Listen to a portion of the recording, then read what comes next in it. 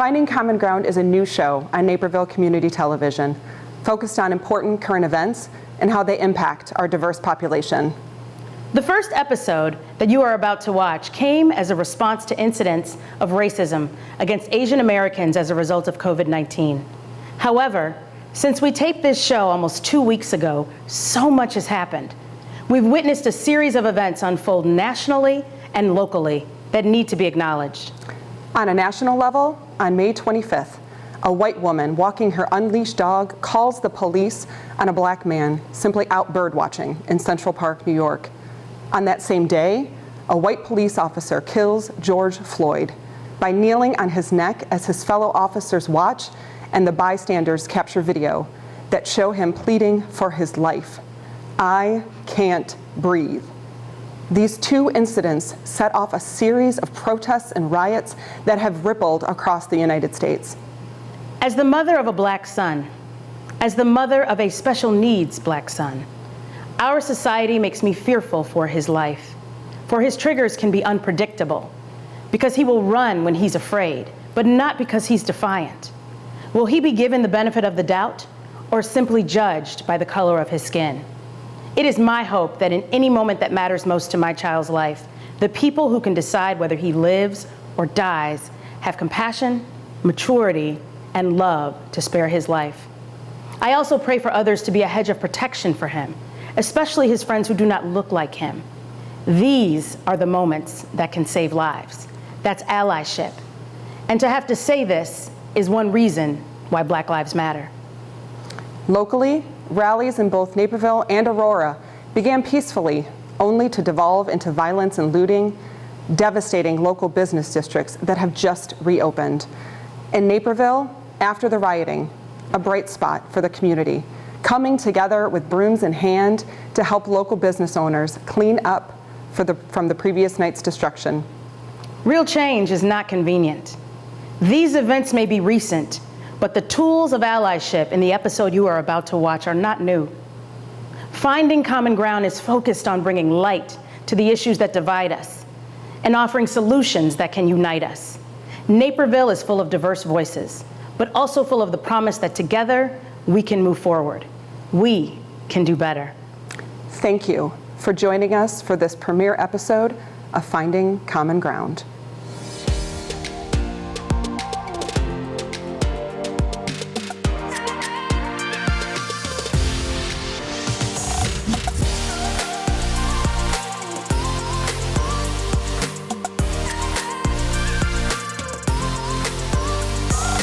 Joining us for this first segment are Nancy Chen from the Advisory Board of the Illinois Chapter of the United Chinese Americans, Dr. Benny White, Naperville City Councilman and founder of Naperville Neighbors United, Saili Joshi, member of Naperville Neighbors United and chair of the Parent Diversity Advisory Council for Naperville District 204, and Juan Kim, PhD, Director of Discipleship from New Community Covenant Church, Bronzeville. Hey, everybody. How you doing? Good. Great. Hi, everyone. Wonderful. Good to see all of you, and we're ready to get started. So let's jump right in. There's a new national spotlight on the U.S. for blaming China for the start of the pandemic. So talk to us a little bit about how you're seeing this in the media right now.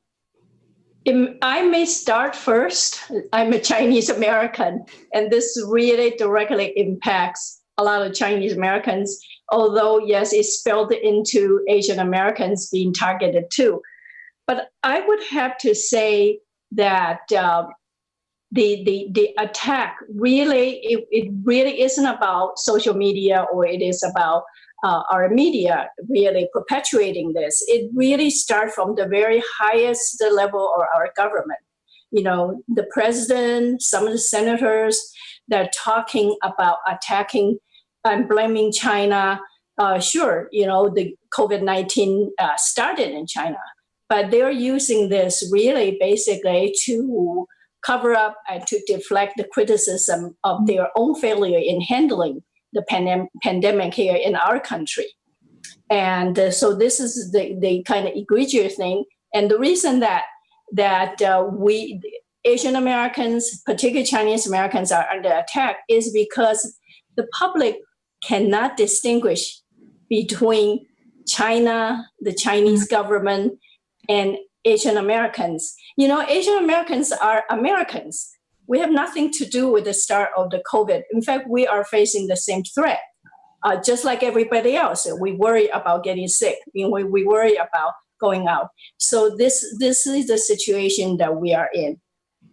I agree with Nancy. I think what's different this time around is the amount of information on social media and how to filter that for the average American who is seeing constant flow of information being pushed out to them. I think we all have to be very responsible when we share things. That's first of all, because we're taking an active role in telling who follows us and whatever platform we have about information that could or could not be true. And then on the other hand, also what we read. We have to make sure that we are reading different sources. We are vetting the sources that we read. And that we are coming down to the truth of what really is happening. With social media for children, they can get swayed very easily for young adults as well. And so I think we have to be very vigilant of what's being put out there and actively correct it when we see something that is not posted correctly. What are some of the types of things you are seeing in social media or locally or nationally when it comes to some of these attacks? I can chime in there. I'll say probably the most visceral and disturbing example I saw, and this was pretty early on when the pandemic was spreading, was the news. And I'm guessing most of you saw this. I saw it on Twitter, actually, was I believe it was in Brooklyn. There was a woman who was just outside on her front step, and there was acid thrown on her. Just unbelievable. I mean, you can't even imagine just the level of hate that's involved with something like that. And as Nancy and Siley have said, I mean, this goes way beyond, it's not a simple act of racism. This is really an intentional kind of pushed down from the highest levels, right? And it's a politicized thing, and it's really just a scapegoat. It's attacks for really senseless attacks. But that's really the example that stands out to me. I've certainly seen, and some of my friends have reported attacks either toward them or their friends or their family members, not to that degree, but just totally out of the blue, right? They're out for a jog, they're walking around, and just people yelling racial slurs at them, tell them to go back to China. Someone told me they yelled coronavirus at them, which is a very bizarre thing to do. So it's just kind of seeing it from people I know, as well as, again, on social media. So I think it's good and bad, right? The social media piece, as Siley was mentioning, it has to be filtered responsibly, but at the same time, it can be a powerful tool to share what's going on out there that some people just might be completely unaware of, especially if they live in areas where there just aren't any Asians or Asian Americans around them. So it's a powerful way to spread that news, because it's important for people to know. It really has to be managed. You're absolutely right. As you read through the social media and you see what people are saying, you guys had mentioned it. You have to filter what's right, what's not, what seems to be more politicized, and what's coming from an agency or someone who's more neutral. And to me, that tends to be more of our scientists who more or less don't have a dog in the fight, more or less. And it's just horrible. But that's kind of where I am. I think get rid of the politicizing what's going on and just give us the real picture and then go from there. Can you talk about the incident that happened here locally in Naperville with the jogger? Well, the jogger, I didn't find out until that there was an article in the newspaper, Naperville Sun and NPR, reporting it. And I was outraged because by then we were all Chinese. I know my friends, Chinese American friends, the Chinese community, we've already been reporting about racial incidents across the country. And here, I really didn't think that it would happen in Naperville. It just seems to be a very safe place. So I was outraged, and we started really looking around, but there wasn't a whole lot of information. But it seemed like it was a typical racial attack, just like what happened. Incidents happen throughout the country. Somebody spit at the victim. Somebody yelled, "Go back to China." And this one happens to have all three: physical attack, a stick was thrown to the victim, and he was yelled at to go back to China, and he was also spat on. So yes, it was very disturbing. So also recently, there was a letter that was submitted to the Naperville City Council during a discussion about cannabis sales. And it's an example of how we're seeing just an anti-Asian rhetoric coming up in other issues within our community. So I'd like to read just a small portion of this letter to you all and to our viewers. I'm going to quote this. The Asian, mainly Chinese opposition group Opt Out is funded by dark money, is full of roving carpetbaggers, and their unscientific views certainly don't represent Naperville or the Asian American community here. Many Opt Out members aren't even American citizens or voters. Do I have the right to go to China and randomly demand that the Chinese abstain from alcohol, green tea, and rice simply because I showed up? We will not be silenced or bullied by carpetbaggers funded by nefarious dark money PACs. I will never apologize for believing in freedom, personal choice, and traditional American values. So, share with us some of the language that you're hearing and your response to how they're portraying Asian Americans in this letter. Well, if it wasn't so outrageous, I almost felt the first day it was almost comical. I mean, this person first was ranting on people that I later found out that she wasn't a resident of Naperville. And here she was challenging actually the Chinese American Naperville citizens who actually basically was exercising their constitutional right to petition the government. They happened to be on the opposite side of what she believed in terms of sales of marijuana.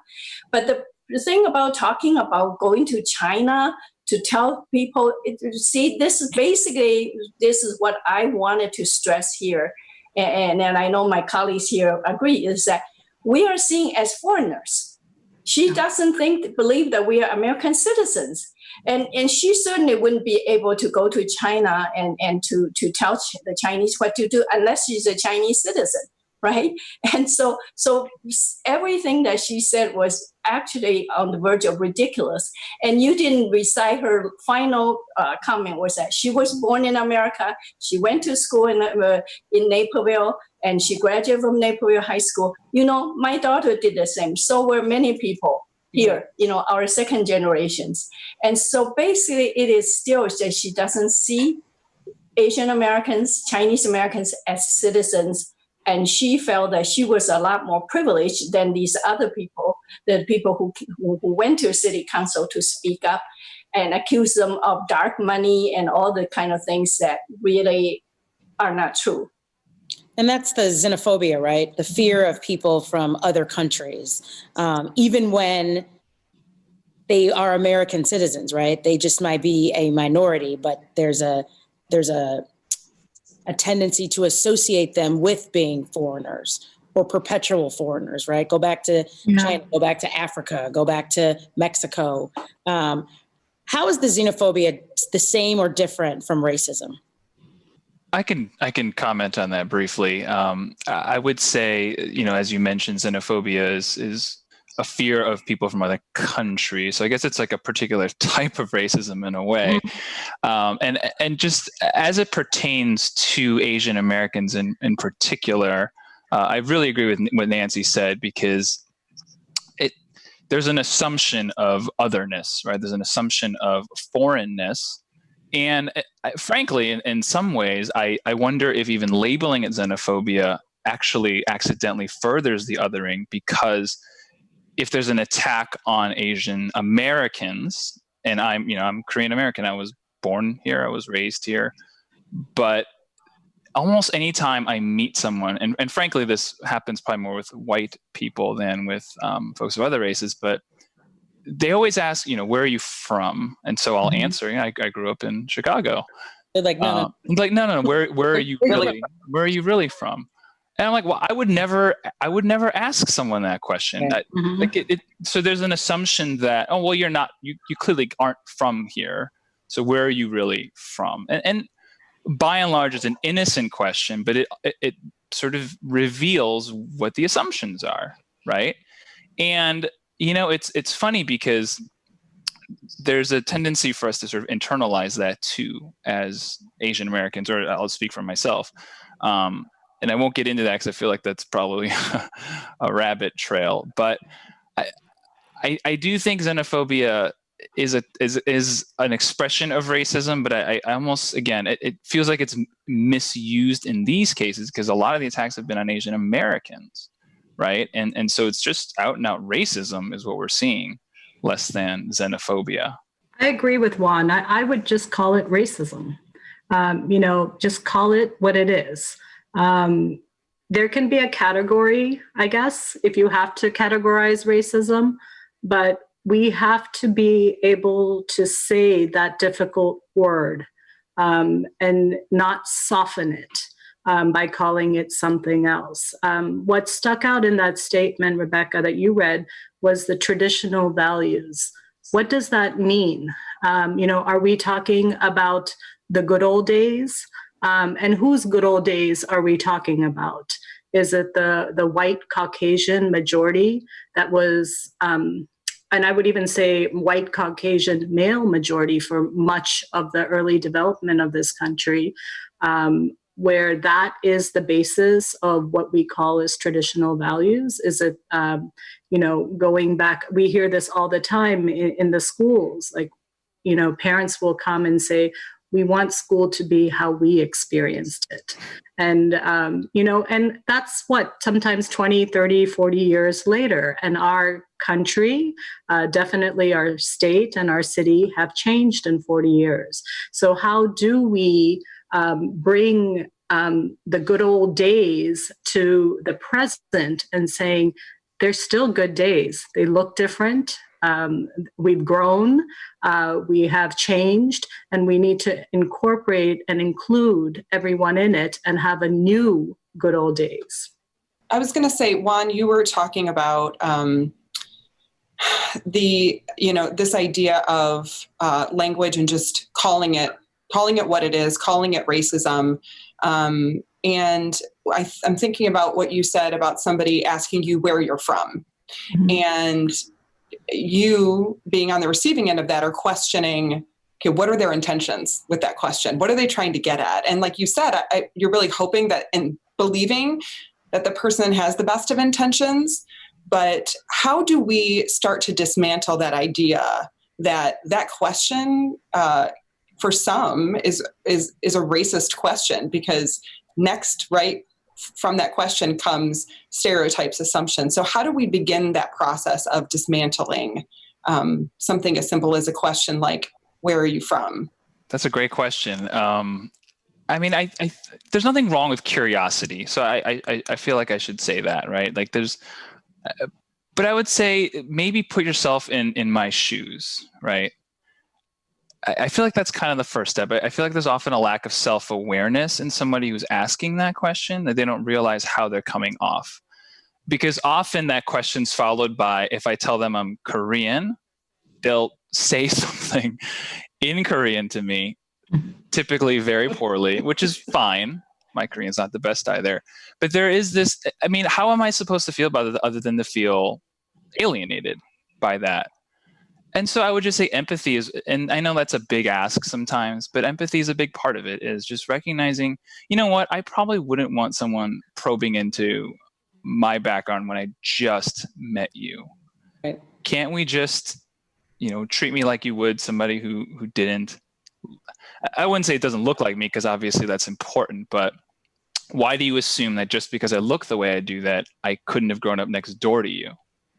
Right. And so I don't know if I'm answering your question, but I really feel like it's the lack of self-awareness there that's just like, gives you the gall to be able to ask a question like that.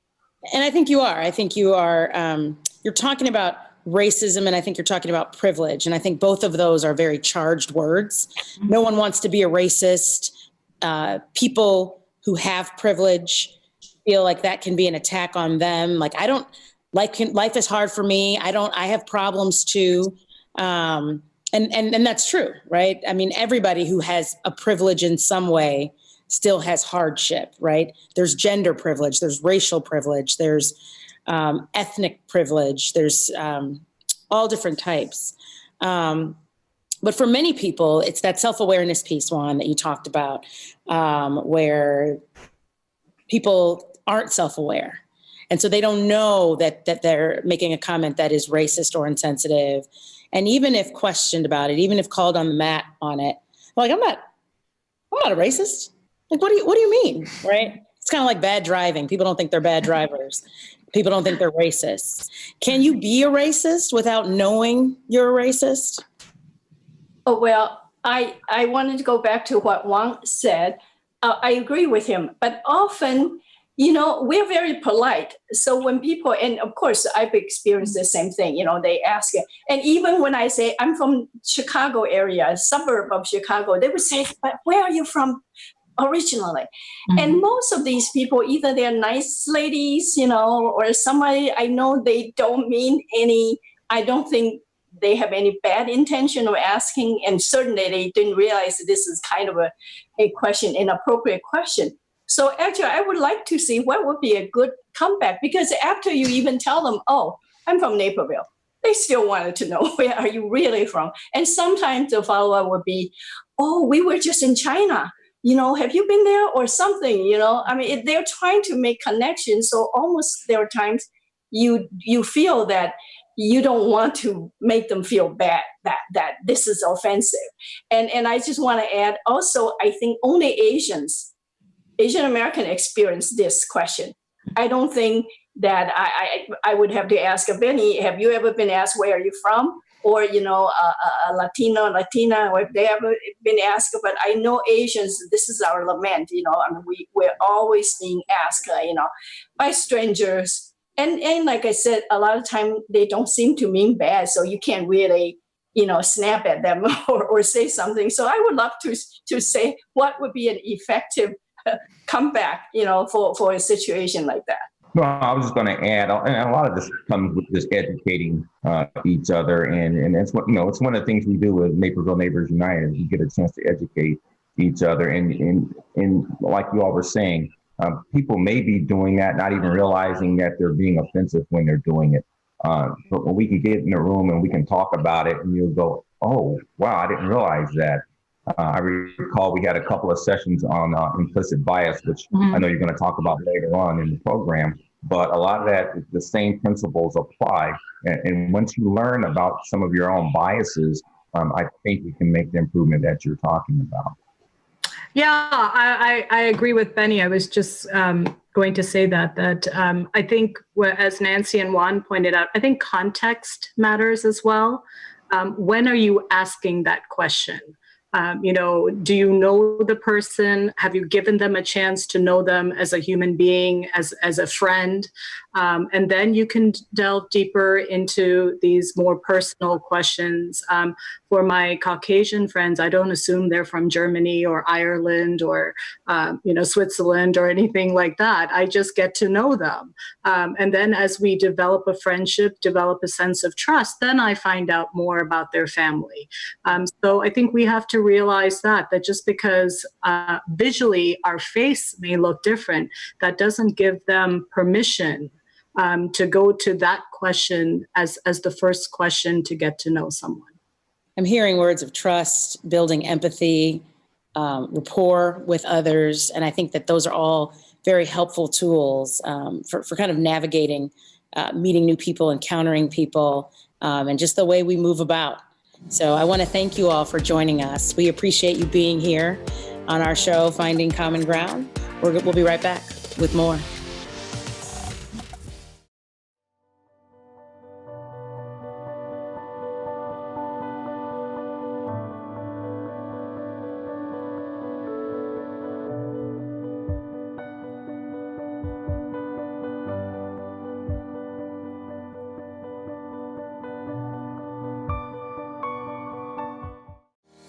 Welcome back to Finding Common Ground. In this segment, we're going to be talking about the psychology of racism. Joining us for this segment are Dr. Stephen Maynard Caliendo, Dean of Arts and Sciences and Professor of Political Science at North Central College and co-director of the Project on Race in Political Communication. Professor Randolph Stone, retired clinical professor of law from the University of Chicago and a former public defender. Juan Kim, PhD, Director of Discipleship, New Community Covenant Church, Bronzeville, and Janai Givings-Bailey, Chief Diversity and Inclusion Officer from Perkins Coie. How y'all doing? Great. Well, Doing thanks for well. having us. Happy to be here.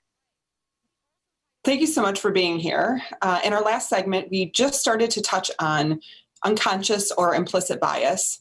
And so we want to start this segment with a better understanding of what we mean when we say implicit or unconscious bias. Well, I can start. I mean, I think what it's important to understand is, there's a lot going on in our brain at any given moment, and we're only aware of a very small fraction of it. And so when we talk about pre-conscious or unconscious or non-conscious ideas or thoughts, it's really about the associations that we have and connections in our brain that are outside of our awareness at any given moment. And particularly with respect to prejudice, and in this case, we're talking specifically about race and ethnicity. These have an ability to surface, to affect our behaviors, even outside of our consciousness. And I think those are the kind of things that can get really sticky and are difficult for people to talk about, which is, I think, why we're doing it today. And if I could add to that, I think an important thing to know about unconscious or implicit bias is how quickly our brains are doing it. It's called unconscious and implicit for a reason, because we don't even know that it's happening. And in fact, the brain, in under 1 second, the brain is making decisions about a person's race, their age, their ethnicity, and their gender, literally in under 1 second, and deciding if this is someone that they're going to trust, someone that they're going to like, or not. So basically someone who's going to be in their in-group or in their out-group. So the connection between bias and racism, can we talk about that? Well, one aspect that often comes up is this connection between so-called unconscious bias and structural or systemic racism, and where you have structures or systems that perpetrate inequitable outcomes, not because there's someone there who is being a racist, but because of historical and cultural assumptions that have been made and have built into systems and structures.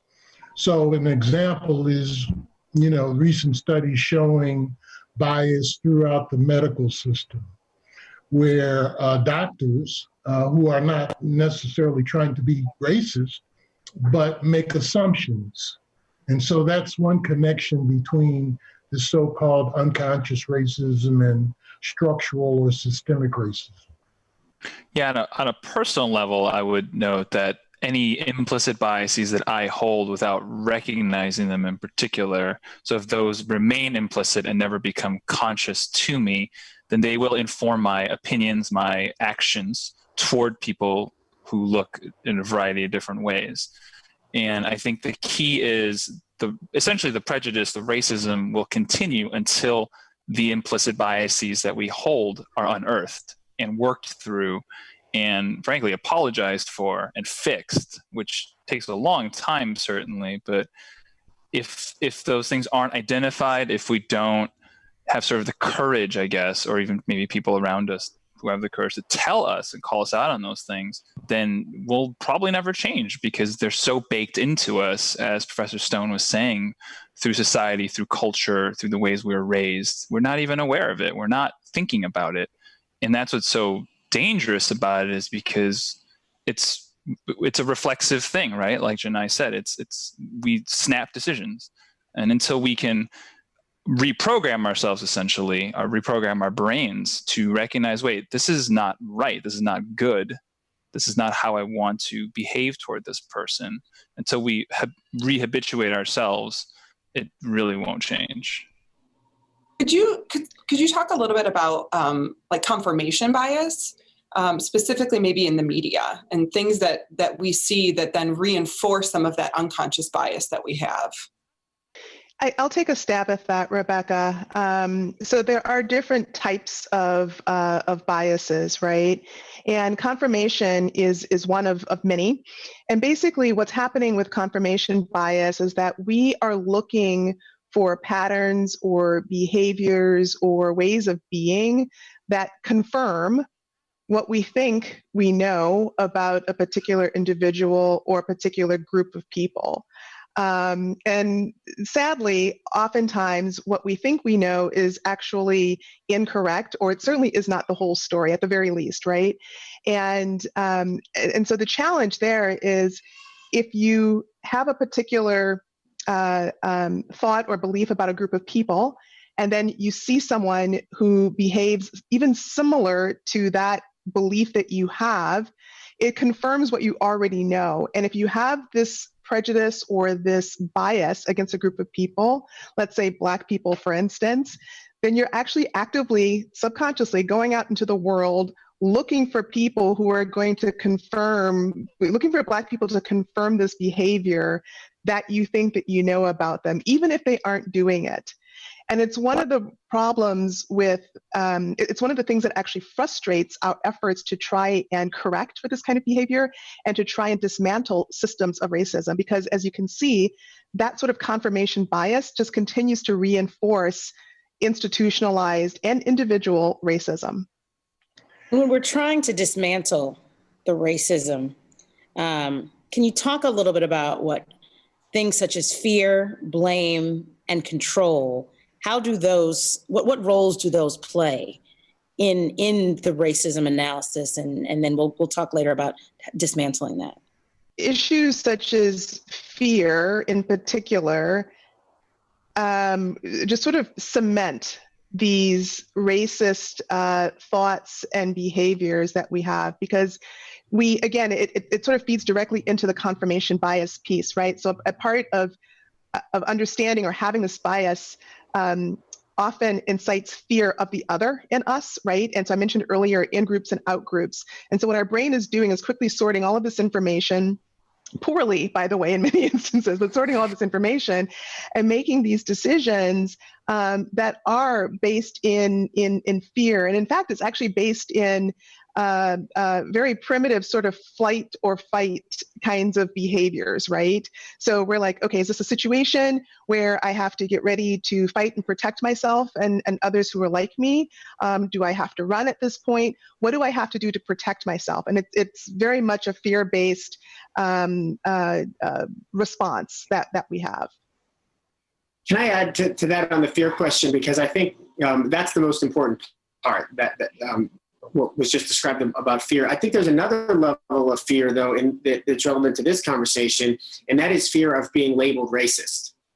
And so I think if we get to the point where we want to do the work that Juan suggests and sort of reprogram our brains, that requires some acknowledgement that there are racist sentiments in our brains and that we've been socialized to understand those.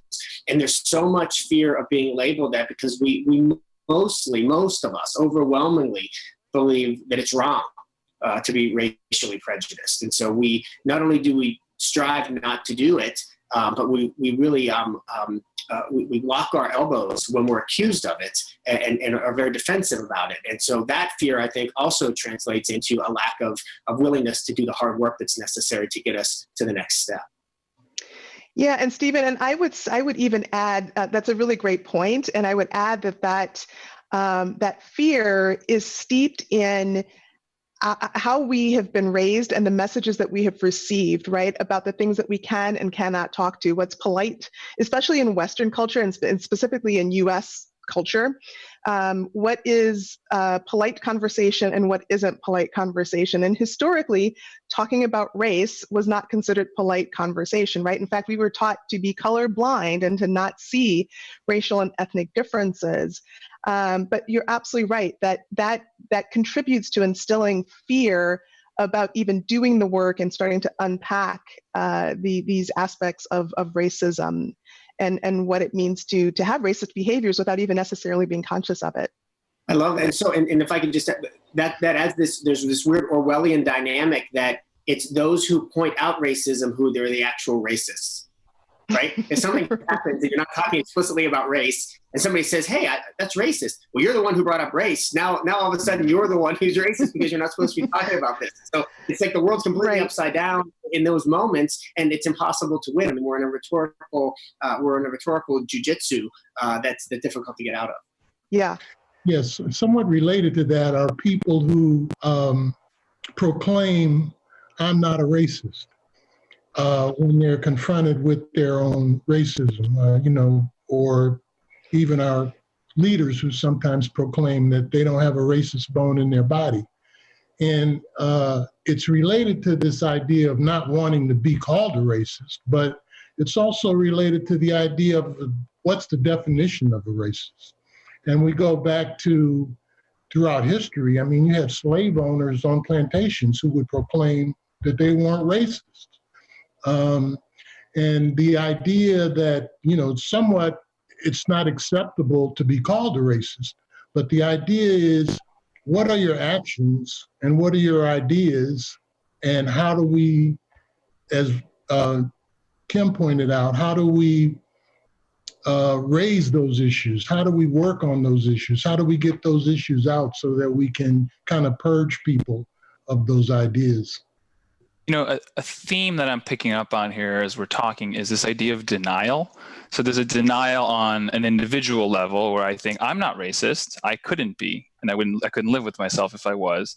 But also on this sort of, I would say, national level of denial of the history of this country, right? So as Professor Stone was alluding to, if you're someone who thinks that, well, slavery was in the past, it doesn't have an impact on us now, or you don't see the connection between slavery and lynching, or how lynching is still happening, then of course you're gonna, we've programmed our minds to believe that, well, no, that's in the past, that doesn't affect me. And then I think when you mix that with this American idea of individualism, that I am my own person, and that I'm not necessarily, I can have individual thought that exists somehow outside of my influences. I feel like these things work in concert to just create barriers and barriers of denial.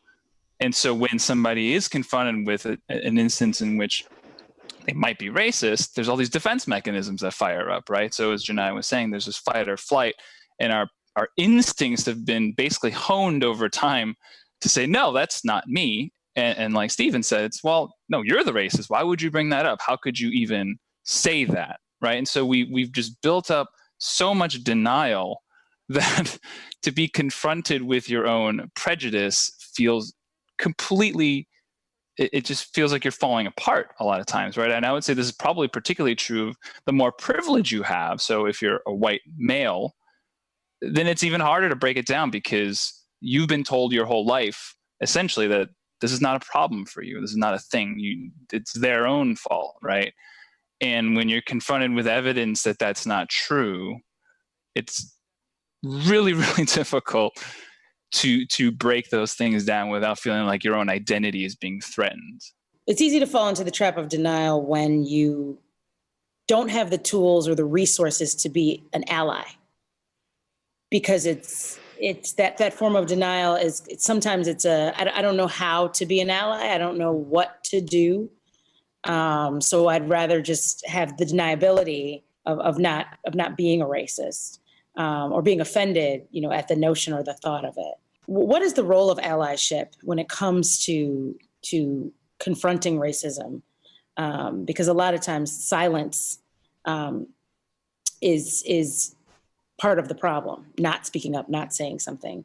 So let's help people be better allies and not be cornered into a position of denial. Let's empower folks.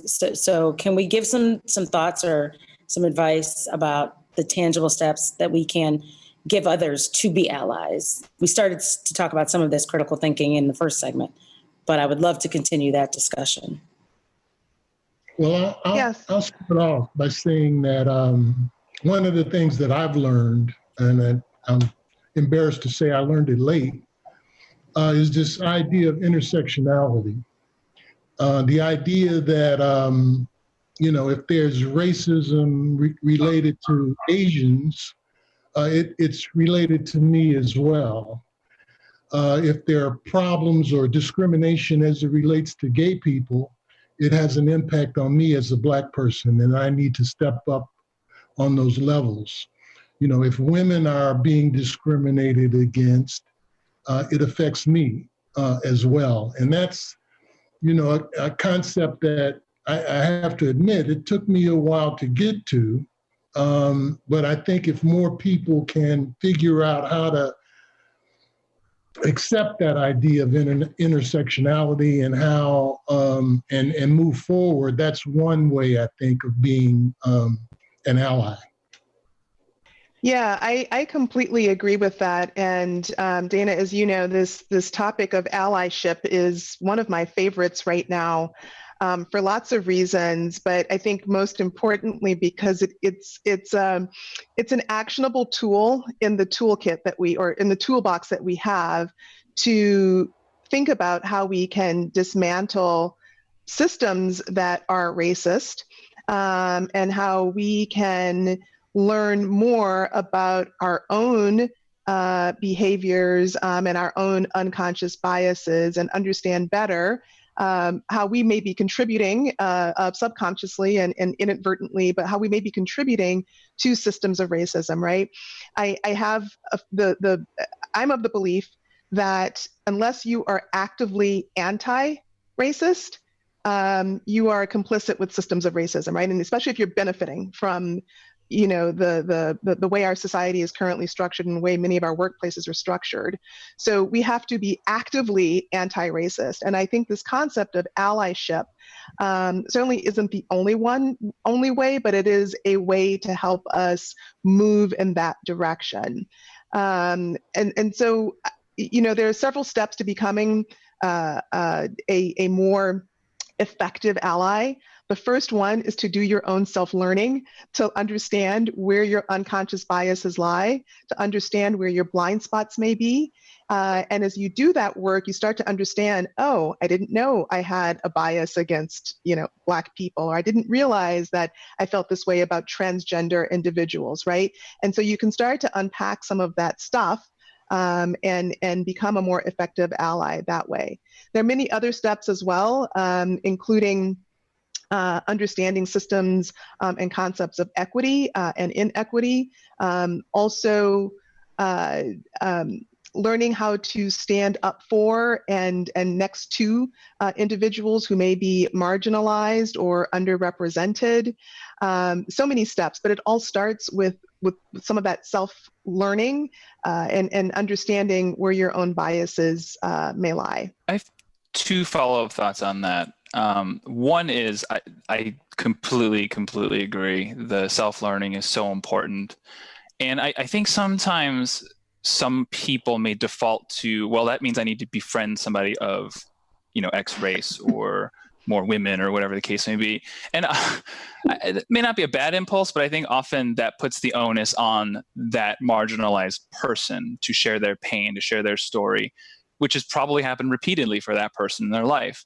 So I would say instead of doing that as a first step, yeah, I think definitely taking implicit bias tests. And also at this point, there's so much content out there. There's books, there's documentaries, there's all sorts of things. There's videos that you can watch to learn about history, to learn about how and why, systems of inequity exist as they do, because these things go back. It wasn't like they were developed yesterday. These go back to the founding of the country.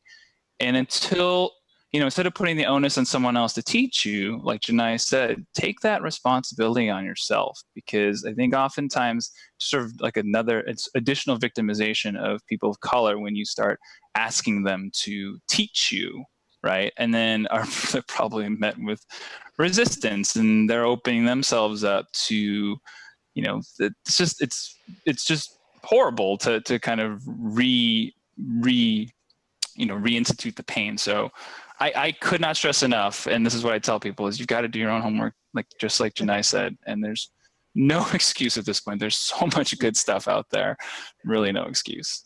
Yeah, I completely agree with that. I put that into my category of pitfalls to avoid. One, making the other person do the teaching, right? You really do have to own your own learning for sure. And I think on a related note, I would say that when you open yourself up and you start to do the learning, however you do it, so taking the implicit association test online is a great place to start. That's just a place to start. And then there's so much, there's no excuse really for not learning today because there's just so much content out there.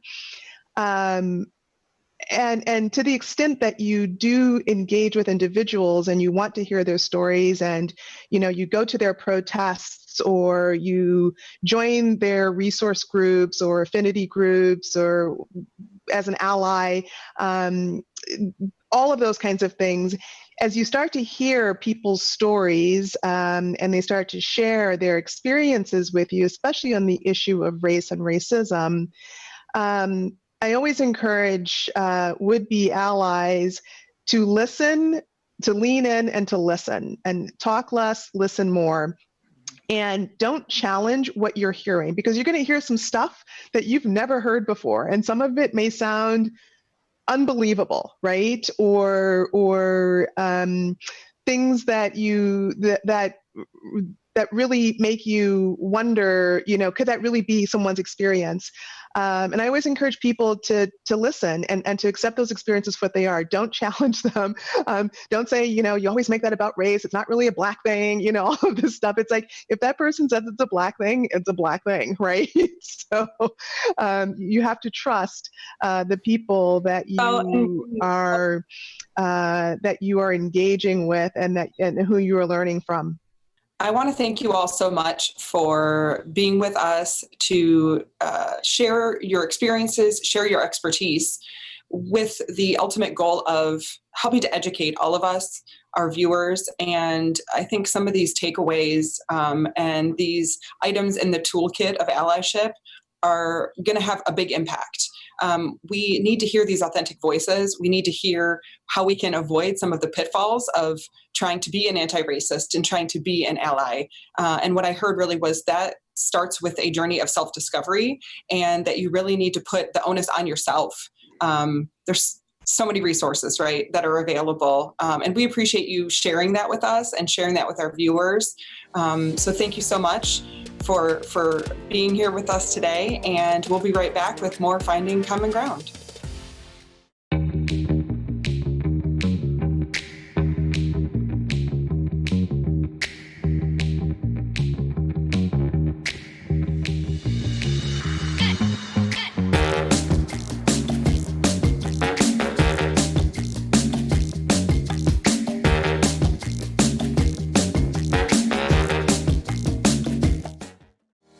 Welcome back to Finding Common Ground. We are now going to have a discussion about diversity and inclusion. I'd like to welcome all of our guests. Rakita Leeks, Executive Director, Diversity and Inclusion at Naperville Community School District 203.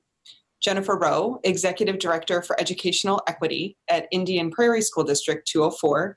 And Corey Carew, Chief Inclusion and Diversity Officer at Sci-Fi Shaw. Thank you so much. How are you guys all doing today? We're doing well. Thank you. Doing well. So what do we mean when we say diversity and inclusion? That's a great question. So I think of when we're talking about diversity, it's all the things that make us who we are. Sometimes we naturally go to looking at race, but it's so much more than that. So I always think about what makes us unique and individual. And it's not just the things that we can see on the outside, but it's also what's important to who we are on the inside. I agree. I agree that diversity is about the array of things that make up who we are, our backgrounds, our life experiences, race, ethnicity, languages spoken, immigrant status. You can go on and on and on as far as defining diversity. And inclusion is a step beyond diversity.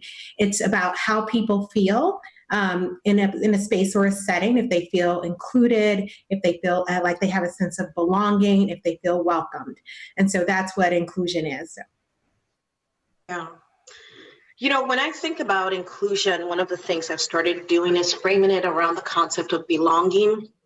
Because when I thought about times where I felt like I was included versus times where I didn't, it all centered around belonging. And for so many of our conversations around inclusion and diversity, we talk about diversity in terms of the differences in background or demographics or experiences like you guys talked about. And then we talk about inclusion as if when we have inclusion, all these people will be leveraged and their talents will be leveraged. But the truth is, when we have that genuine inclusion, people feel like they belong. And it was that sense of belonging that caused me to begin to think of inclusion that way. And I love the definitions that you guys gave. So that's the only thing I would add. In the last segment, we talked a lot about allyship and the important role that plays in a movement towards anti-racism. So maybe talk to us a little bit about how allyship plays into the work that each one of you do as practitioners of diversity and equity and inclusion. Allyship is essential in the work that we do, especially in a school setting. We need our educators and all school staff to serve as allies to all of our students, especially those who are part of marginalized or underrepresented groups. It is our responsibility to make sure that those students do in fact feel included, that they do in fact feel like that they have a place of belonging and that they are genuinely part of the school community. And our educators need to serve as, as allies and as advocates to make sure that the students, whenever you hear things that might be inappropriate or and racism, et cetera, to call it out, to make sure that those things are not part of the school community. We can't leave it to just chance that those things will be addressed. We have to address them head on. And so that's what allyship is. It's about calling things out, serving as an advocate, and making sure that those individuals who have been historically marginalized or underrepresented, that they are in fact represented and that they have a voice, to make sure that to leverage their voices and not necessarily speak on their behalf. I really have been interested in talking a lot about allyship lately, and not just as directly what we do with students, but just in everything in my own life, with my own children, with the people that I'm connected with in my community, and then my colleagues. It really makes me, when we want to talk about allyship, I always want folks to recognize what are our privileges, and to be able to speak about those. And sometimes we don't reflect and name those. I was working with my son. I have a senior, and I also have an 8th grader. And my 8th grader is really heavily engaged in Boy Scouts. And we had a couple of situations with some of the kiddos in the troop, and they all have different needs, and some of them have very specific areas that make things difficult for them. And so we talked about, you are very able-bodied. You are able to do these things physically that some other kids aren't able to do. And how can you recognize that? And how can then you make space and grow and learn by supporting others in your troop? So that's what's been on my mind a lot when talking about allyship. How would you say that allyship has been impacted by this COVID pandemic and the things that have happened to frustrate diversity and inclusion as a result of COVID-19? I think that the novel coronavirus has definitely, and this pandemic that we're all experiencing right now, has definitely revealed inequities that exist throughout our systems, even more so than before, from food insecurities, housing insecurities, lack of access to technology. All of those things were really brought to the forefront. And it forced all of us to acknowledge those inequities because they needed to be addressed immediately to ensure that all of our students we're able to, continue to learn and to not have things, majorly interrupted in their lives. And it was up to the educators, in fact, to do that, to serve as allies, to make sure, because sometimes students don't know what to ask for, right? But we are the people who are at the table, and we need to make sure that that those things are in fact addressed, that our students do have access to food if there are food insecurities, whether it was a temporary situation or something that their family has been dealing with for a long time, again, with technology and other things. So it really brought those things to the forefront, and we needed people to speak up and out about those, and to make sure that those things were addressed and taken care of. And I think all of that is true in the workplace as well. When you think about most workplaces and when they talk about diversity and inclusion, not only are they trying to cultivate more of an inclusive environment, but we're talking about how we recruit people, how we retrain them, how we promote them, how we make sure they advance. And if you think about the fact that none of us comes to work as a different person, right? So whatever impacts us outside of work, we bring that into work. Then all of a sudden, you understand that the external things happening in a pandemic are not things that you can separate out from the person. And so you have that element of how your people are doing, right? So that's going to affect their engagement. It's going to affect their productivity. It's going to affect their innovation. Then you add the diversity elements where, depending on which socioeconomic group their family comes from, or depending on where they live, all of the things that Rakita mentioned are impacting them. And then you add that we're working remotely. So depending on your diversity, depending on what that diversity is, maybe you have a nanny, maybe you don't. Maybe you're supervising kids. The diversity, the impact on women during this pandemic, women who are working, we're seeing a lot of conversation around that, and single parents, people who are disabled or differently abled. And so you have this huge dynamic where you can't talk about what's going on in your workforce without acknowledging the fact that different people are experiencing this pandemic differently, because while we may all be in the same pandemic, we are not all navigating the same pandemic from the same perspective and the same experiences. You have people in your workforce who are working, and the dining table is their office and their kids' classroom and their spouse's office. That's very different than the person who has been able to go to their vacation home in the Hamptons to shelter in place. Now, the other part where diversity and inclusion in the workplace gets impacted is the fact that a lot of the impediments that we have to the advancement of diversity are systemic. They are in how we decide who works. They are in how we decide who gets opportunities. They are in how we decide who has potential and who's doing a great job. When people are remote, which of course it's only 30% of the population who can do that, well, all of a sudden, that ability to stop by Dana's office, to talk to Dana and build a relationship with her, it's gone. So now affinity bias is going to kick in, and the person who has always had an affinity with Dana is who Dana is going to be thinking about when work opportunities come. If people had a problem giving feedback across differences, now you're out of sight, now you're out of mind, that's going to be exacerbated. And as we begin to see organizations look at reductions in force, furloughs, a lot of times they're looking at objective data, like hours and productivity. But when you think about the fact that those things are tied to systemic issues, and if you have bias and cultural fluency issues in your system, now they're magnified with the pandemic. Guess who's having lower hours? Guess who's getting less opportunities? Guess who's less visible? It's usually the people of color and women. And in my profession in 2008, what we saw was diversity was decimated. Majority of the people who were impacted by layoffs were women and minorities. And amongst the minorities, specifically Black attorneys. And we've only reached our pre-2008 numbers for Black attorneys last fall. In our last segment, we also talked about the systems in place that really prevent us from dismantling racism on an individual level. But yet there's so much that we want to be able to empower people to do. to start chipping away at those systems. So talk to us a little bit about what you see, a way to give people tools, right, and teachable moments where we can empower individuals to start chipping away at those systems, but also make an impact in their lives. That's a great question.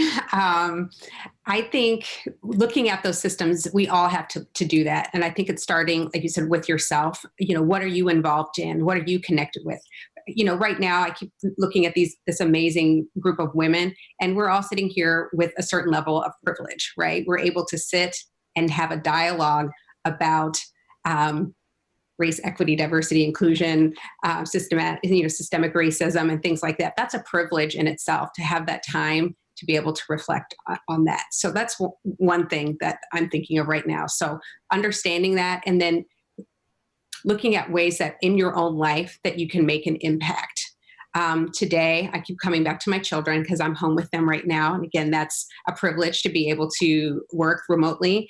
But my son went to a Marie Wilkinson food pantry today. And the dialogue that we were having was his ability to go out and support packed food and deliver that to folks who were coming by, who were needing that, and that greater number of people who were coming. They've seen an increase in that.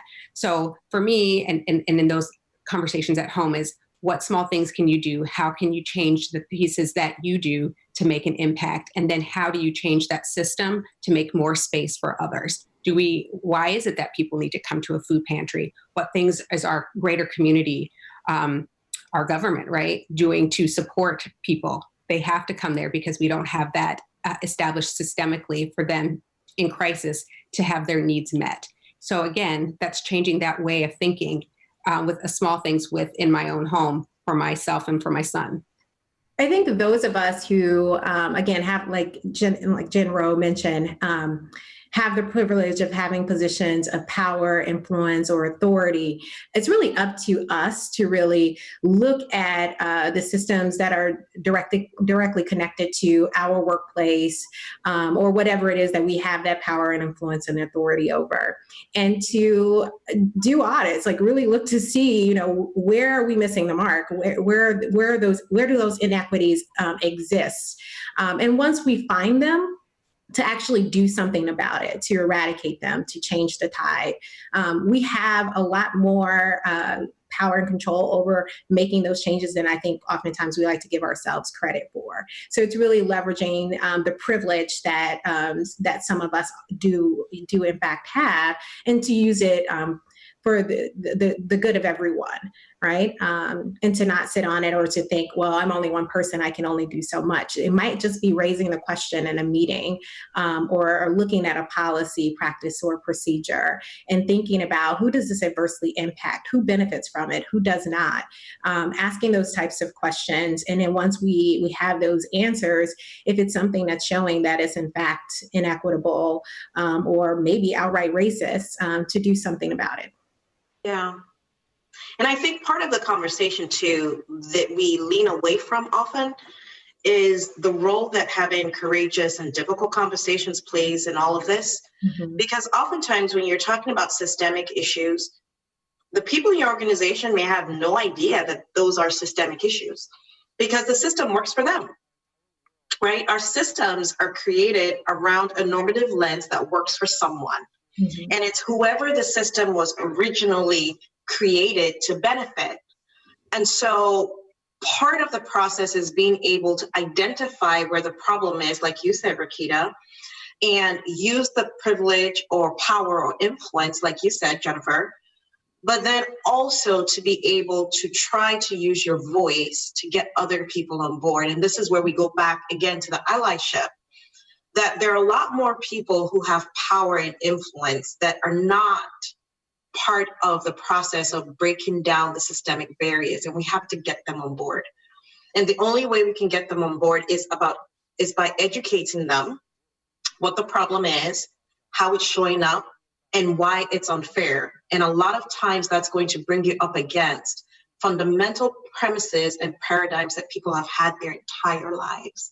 Mm-hmm. And so it's not an easy process, but it's one that we have to continue doing, whether it's engaging leadership and their commitment, truly analyzing the system and identifying where the problems are, and then enacting some sort of system change, which we can't do alone.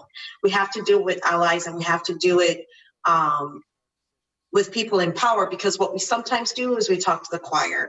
We talk to ourselves who already get it, but we can't dismantle the system by ourselves. And dismantling systems is very hard.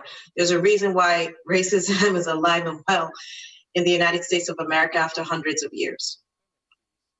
And speaking of the past and looking towards the future, you are all parents and with children of your own, and you're in such a space, whether you're influencing in the educational system or in the profession of law, you are influencing the next generation. So what do you say to the influencers, the parents, your peers, who don't know how to have courageous conversations when it comes to race? What do we tell our children? What do we tell the next generation, the younger generation of lawyers or professionals out there, or just people about race? How do we empower them? What are some of those additional toolkit items for them that we can help arm them with to have a better impact, right?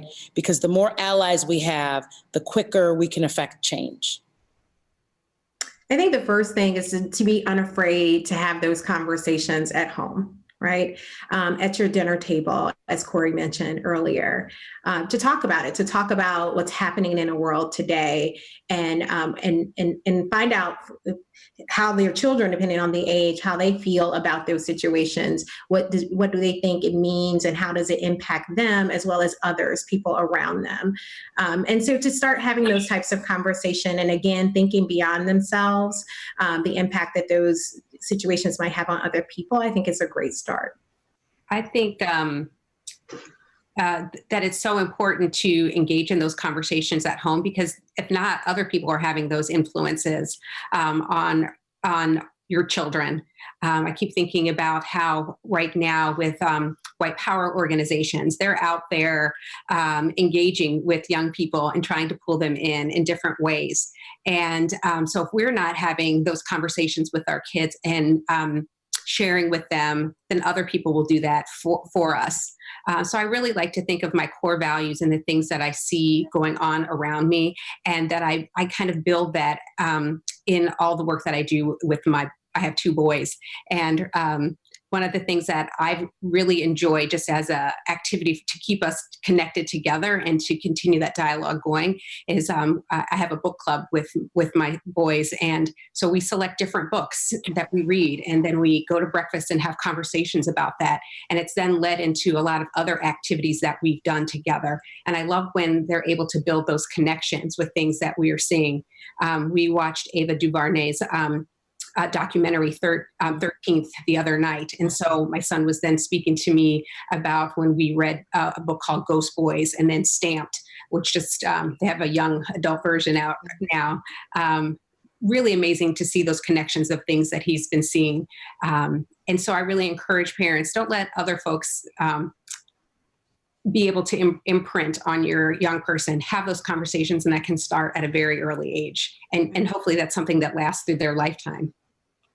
I think the one thing that we can't do when it comes to our children is we can't pass on the failed message of color doesn't matter, we don't see color, everybody's the same, because the intent behind that is good in the sense of you're trying to teach your children equality, but it's very, very harmful. And so we should be honest with our children. And what I would say to parents of children that are not of color is to educate your children about the kind of circumstances their friends may be in, so that they help protect their friends, but also don't put their friends in difficult situations. Because it's one thing for me as a parent of color to tell my girls, here's some things you really can't do, even if your friends can. But it's another thing for my daughter to be with a friend and the friend does something that's going to have very different consequences for my daughter than for her friend. I think that our best friend in this process is curiosity. The more we read, the more we listen, the more we watch. There are lots of TED Talks out there about all kinds of issues on all kinds of diversity. And if we're willing to have a curiosity mindset to say, I don't know as much as I think I do, and I'm just going to listen and learn, we will be amazed at what we learn. And I spend all my waking hours thinking about diversity, inclusion, belonging, and I'm learning daily because there's always going to be something that we don't know. I also think as parents, we have to take ownership of unlearning for our children. And I hesitate to say this because there are two educators online, but sometimes there are things as a person of color, or even for me as an immigrant, that I feel like I have to accentuate to unlearn a little bit. You know, like when my daughter was very young and she talked about Columbus Day, guess what? We talked about some other things, and we talked about why some states recognize Indigenous Peoples' Days. Last week, we talked about Ahmaud Arbery, and there are things that they sometimes learn in school that are incomplete.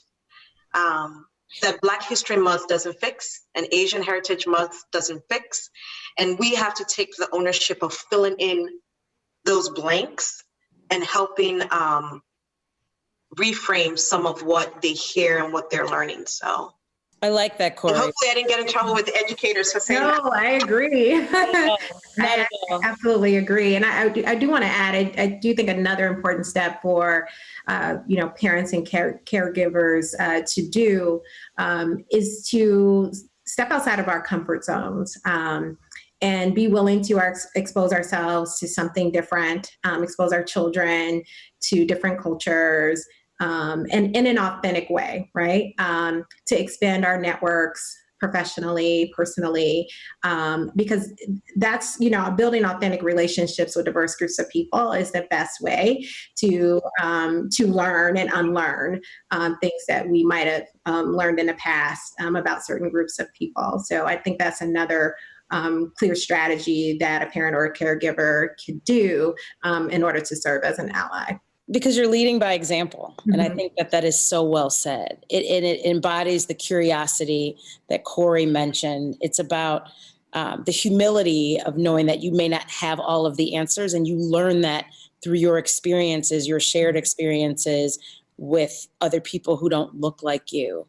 And what that does is that it whittles away at some of the fears that people carry in some of their biases. So I think all of that is great. I liked what was said earlier about stepping up for others and standing next to others and speaking out in anti-racist moments when you have the opportunity to educate, to enlighten, to protect. Because that's the best way, when we are looking out for each other, that's the best way that we can fight back at racism and really make this world a place that is conscious, that is caring, and that is kind. And I love what Jennifer had talked about with respect to having conversations now with your kids, because you got plenty of time to do that. And you may be incredibly busy during this pandemic and during this time, in addition to being stressed and anxious. But what better time? People are eating dinner together more. They're home together more. They're just around each other more. So it's a perfect fodder for just incredible, courageous conversations to arm ourselves and protect ourselves with an aspect of love and kindness that we can exude when we are more free and better able to move around our country and this world. So I just want to thank you ladies for joining us for this episode. And I just appreciate all that you've contributed to the discussion. Rebecca? I love that we're ending on such a positive and empowering note. I think whenever we talk about race, and again, things like systems of racism, we have a tendency to feel a little beat down, a little like it feels hopeless sometimes, or maybe all of the time. And giving us an opportunity to talk through some things, some tools that we can all use. And whether that's, again, teaching our children, teaching our colleagues, or teaching ourselves, those words of self-discovery, of curiosity, of unlearning. Those concepts, those ideas are things that right in this very moment, we can start to set those wheels in motion and see a lasting impact on ourselves. That great quote by Dr. Maya Angelou is, when you know better, you do better, right? And I really, truly believe that's the case. But putting the onus on ourselves, again, to self-educate, to unlearn, and to be curious. Those are values. It's a mission statement that we could carry with us into the future, and take that on our own individual journey. I think that's another takeaway I've gotten today, is that everybody is on their own individual journey of anti-racism, and people are kind of jumping on at different points in time. Corey, I love that you said that you eat, sleep, and breathe this work, and you're still learning. And while that could feel daunting to somebody who's at the beginning of their journey, I think similarly, it lets us know that there's so much out there that we can take advantage of. There's so much learning to be done. There's so many resources out there. And it's really wonderful that we had so many guests on today who were able to share that expertise and that knowledge with us. So thank you. Thank you. Thanks for having us. Thank you for having us. Thank you.